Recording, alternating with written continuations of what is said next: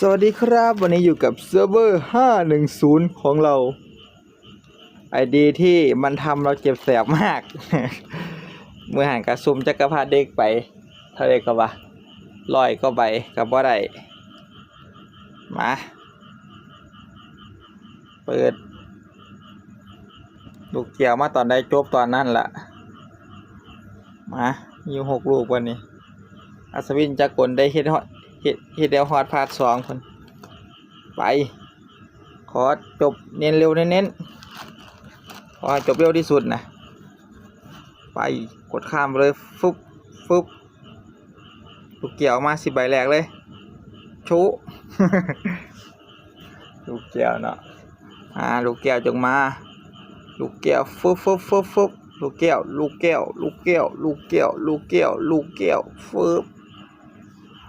ลูกแก้วจงมาเกิดจากกระพาเด็กกดข้ามย่างเดียวข่อยต้องเบิ่งหัวหานอนิเมะอนิเมชันนี่ไป30แล้วไปที่40มาลูกแก้วฟึบลูกแก้วฟึบโอ้โหหินพัฒนาบ่อยากได้เห็นลูกแก้วให้แก้วมา50ลูกแก้ว60ฟึบ60ลูกแก้วบ่ขามบ่เบิ่งบ่โจมบ่ตีหยังละเอานี่ละเอาเร็วๆหาร620ยังรออยู่70ฟึบ80ฟึบลูกแก้วโช22ลูกแก้วฟิ้งโอ้โหแม่นบ่วะตอบแทนจำกัดเวลา80 UC ไว้ให้อันนั้นไว้ให้ไอ้อัศวินจักรกลแต่ว่าใจอยากได้ทะเลเร็วๆโอ้ฝ่าวโจมเลยนะห่วยอย่าให้มันได้ฮอด180เท่านะฟึบ90มา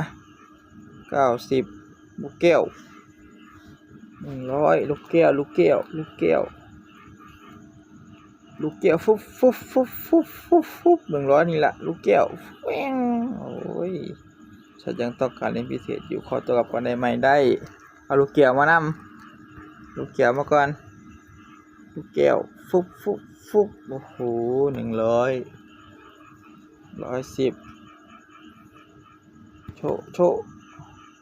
อย่ามาถึง180อยู่ครับวะโอ้ว่าแล้วโอ้เป็นทุกไอดีเป็นทุกเซิร์ฟ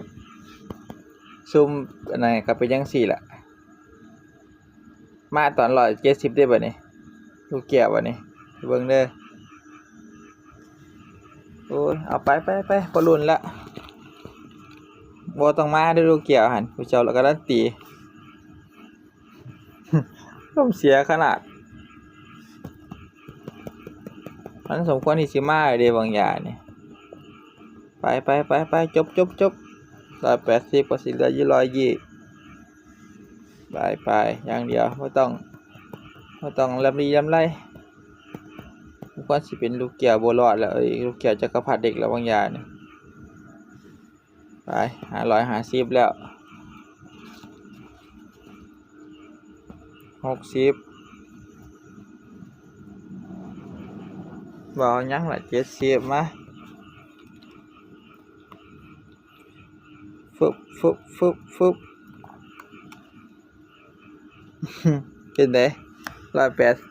170ราคาสร้างมาบ่มาก็สร้างก่อนซ้อนอีพัวอยู่หั่นแหละ180แล้วได้หินมาอีกอันนึงพุโอ้ยแนวคุบดากเลยตั้งเป็นเพิ่นอันนั้นแหละมา180บอกแล้วว่าบ่ต้องมาอยู่7 อันสิเกี่ยวมาอย่างหลายแท้บุไปใส่ละส่วนฝึกฝน ส่วนฝึกเฮาโอเวอร์แมนมาได้อยู่นี่เฮ้ยอารมณ์เสียเดียววะ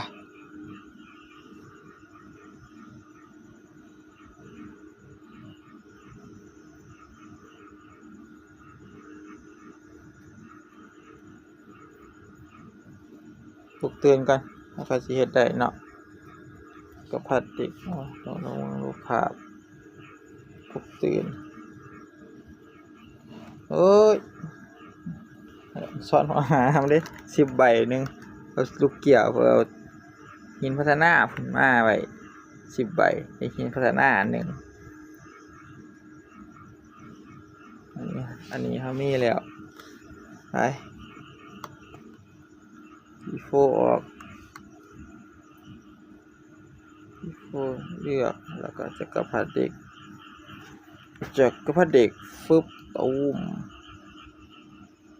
แล้วเขาก็สิไปย่อยเราก็ใส่หลายอยู่เด้คืนค่า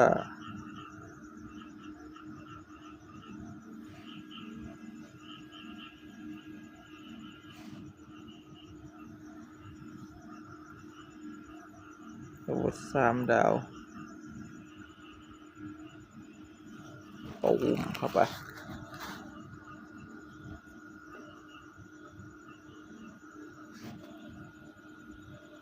ไปละเอาแค่รีวิวของตัวมาจะซื้อดอกก็ต้องน้อยใจไปอาวุธ3 ดาวเขาก็ให้ตัวเก่าหันละปลุกตื่นพร้อมปลุกตื่นให้พร้อมไปจักรพรรดิไปก่อนอารมณ์เสียจากจักรพรรดิแห้งไปละG4 ก็ยังมีหน้าที่ผ่านด่านให้เก่าอยู่ G4 ค่อยมาเอาแคบรีวิวให้จักรพรรดิซื้อว่าพอตอนนี้เขาสมควรที่จะต้องปั่นจักรพรรดิดิบ่เอาอันนี้ให้เอาขึ้นอันนี้ให้ G4 ก่อนแล้วเขาค่อยเอาใส่อันนั้นไปใส่ไอ้นั่นก็ใส่ไปในไอ้ศูนย์ฝึกแต่ว่าฮีโร่นี่2 ตัวซ้อนบ่ได้นี่มันสิของมันสิพอบ่ล่ะของข่อยไปละฟึบเข้าไปย่านแต่ตาน้ำบ่พอโอเค G4 ลูกลากข่อยมาจักรพรรดิ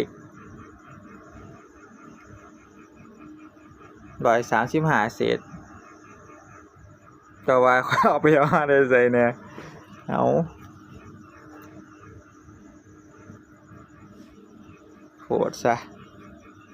อันนั้นเนาะเอามาแต่รอบที่หลังผลรอบแรก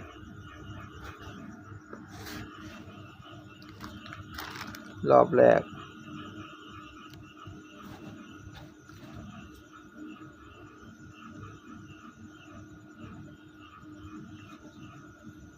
วก็สิได้ปั่น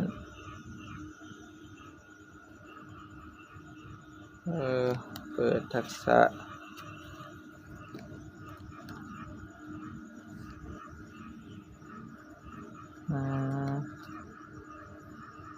โอ้ยเอาไว้อย่างนี้ละค่อยปั่นดอกขานปั่นละเดี๋ยวของมาให้ก่อนของจักรพรรดิต้องเอาของโบรอดปลด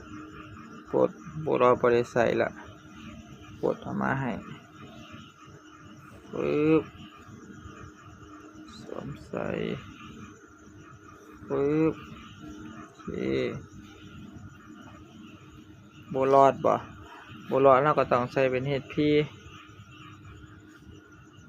ตัวใดเขาเที่ยวบ่ได้ใส่แน่วะสวินจักรกลเนี่ยบ่ได้ใส่ละต้องไปให้อันนั้นต้องไปให้โบรอดเพราะว่าอัศวินจักรกลนี่นั่น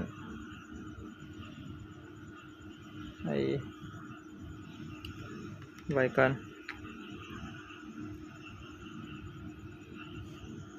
เสร็จจักรกล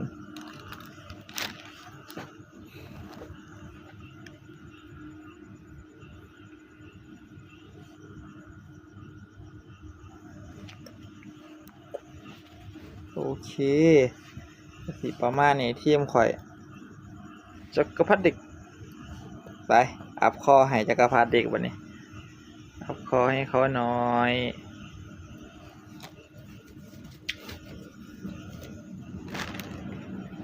เอาฟิกเกอร์ก่อนกดฟิกเกอร์โอเค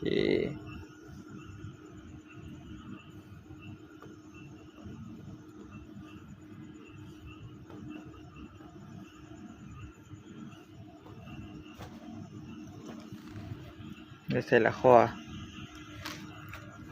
อารมณ์เสียเดี๋ยววะนั่นแหละถากตั้งเป็นเด้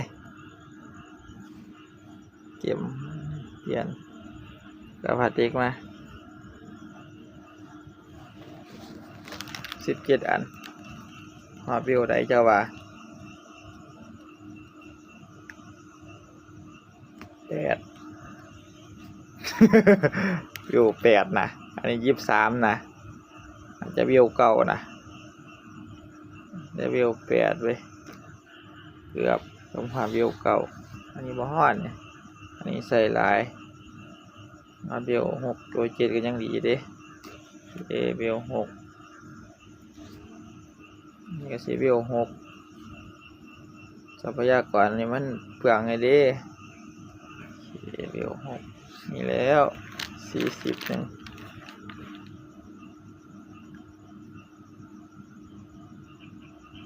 8โอเคทุกคนได้วิว7วิว8วิว6ว่ะ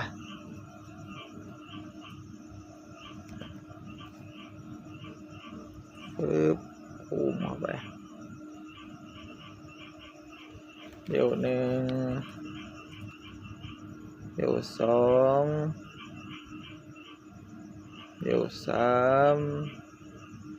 4แล้วเนาะวิว5วิว6โอเค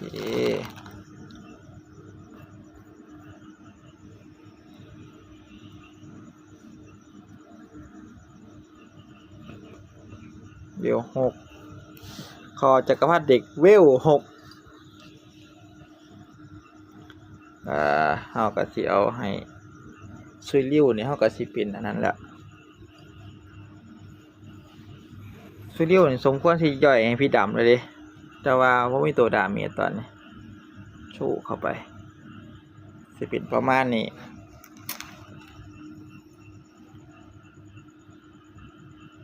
โพลิบาทซุยริ้วแต่ว่าก็จะเอาพี่ดำแทนโพลิบาทก็ได้มาใส่เป็นเพิ่มโหลน้ำก็สิประมาณนี้แล้วก็ไปปั่นอันนี้เอานี่มีปลดอันนี้อีกใช้เสื้อผ้าฟึบบวก1,900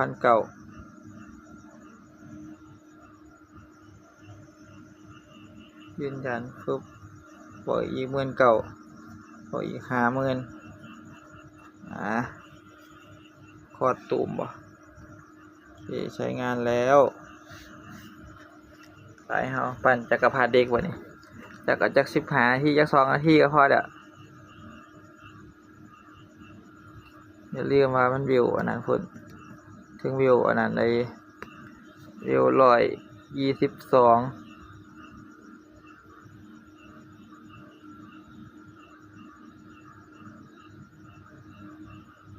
เราต้องอัพดาวอีกโอ้ยอีกไกลให้เนาะมาอัพดาวอัพตาใส่ตาอีกตายเอาไว้ก่อนไปแบบเร็วๆ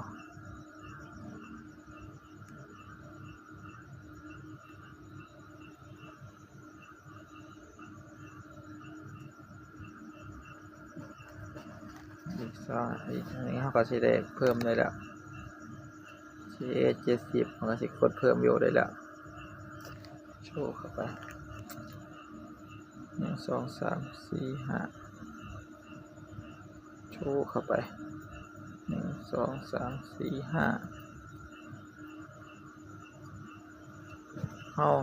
มันพลังเท่าใดก็ว่า116 ล้านเนาะของเฮา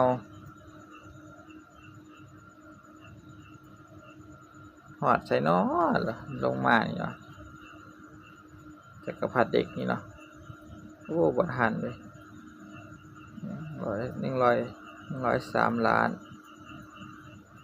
โอ้ยาวยาวยาวไปยาวไป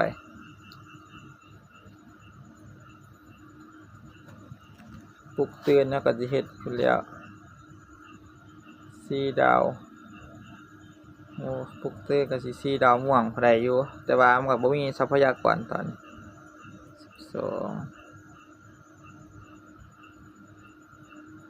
20 21 22ฟึบโอเคมาไปนี่แล้วโอ้โหอีกก็โดนโอ้ยโอเคครับคลิปนี้ก็พอแค่นี้เอาซ้ำนี่แหละซุ่มจักรพรรดิเด็กแล้วก็ปั้นเล็กๆน้อยๆพอก็สิยังอีกหลายทักษะฟาร์มทักษะอัพตาโอเคมีอยู่2 อัน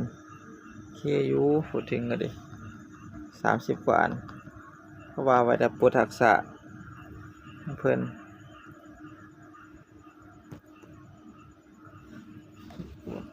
โอ้ยโดนที่ไกลไอ้เขา104เดี๋ยวใส่อากาศปรับให้เพิ่นก่อนเป็นเฮดพีก็เฮดพีฮัลโหลเนี่ยเป็นเฮดพีเฮาบ่ต้องเอาไปดาเมจดอกจักรพรรดิเด็กเราใส่เป็นเฮดพีโอเค